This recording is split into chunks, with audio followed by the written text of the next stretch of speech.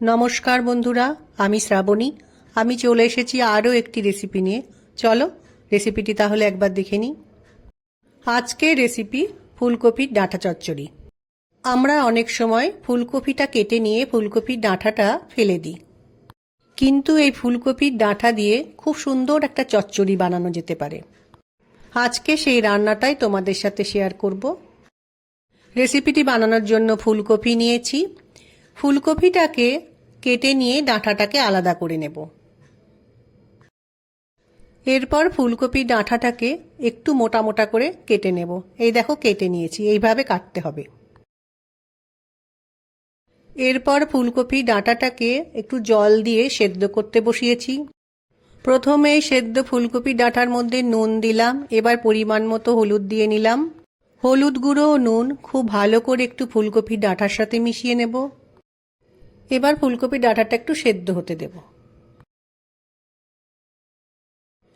ফুলকপি ডাঁটাটা আমার সেদ্ধ হয়ে গেছে। এবার এটা সরিয়ে রেখে রান্নার জন্য একটা কড়াই বসিয়েছি।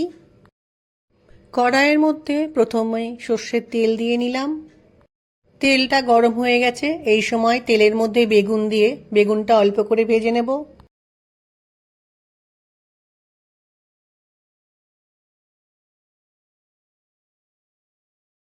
বেগুনটা ভাজা হয়ে গেছে। বেগুন তুলে আমি আলাদা করে রেখে দেব।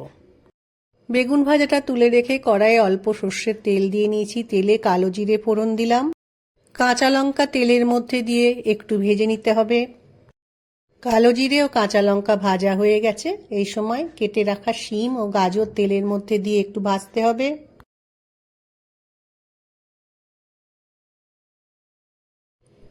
শিম ও গাজর একটু ভাজা হয়ে গেলে সেদ্ধ করে রাখা ফুলকপির ডাঁটা শিম ও গাজরের মধ্যে দিয়ে কিছুটা সময় রান্না করে নিতে হবে।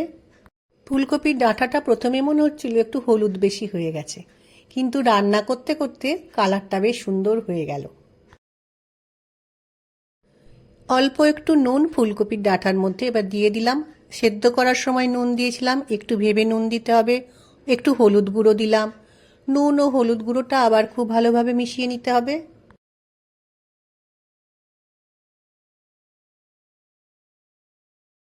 কিছুটা সময় ফুলকপির ডাঁটাটা তেলের মধ্যে নাড়াচাড়া করে আমি অল্প পরিমাণ একটু জল দিয়ে ভালো করে মিশিয়ে দিয়ে একটু সময় রেখে দেব।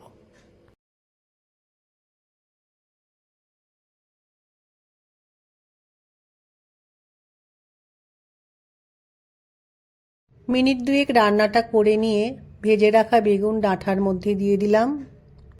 পরিমাণ মতো সর্ষে পাউডার, একটু জল দিয়ে আর অল্প নুন দিয়ে ভিজিয়ে রেখেছিলাম, সেটা এবার ফুলকপির ডাঁটার মধ্যে দিয়ে দিলাম।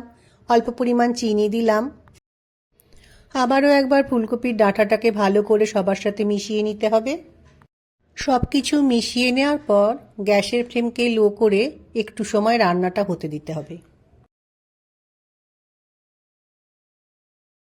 ডাঁটা চচ্চড়িটা ফুটে উঠেছে।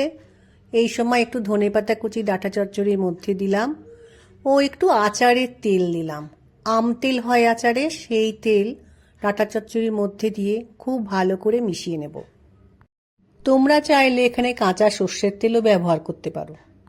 রান্নাটা আর একটু সময় করে নিলেই কিন্তু আমার ফুলকপি ডাঁটা চচ্চড়ি তৈরি হয়ে যাবে।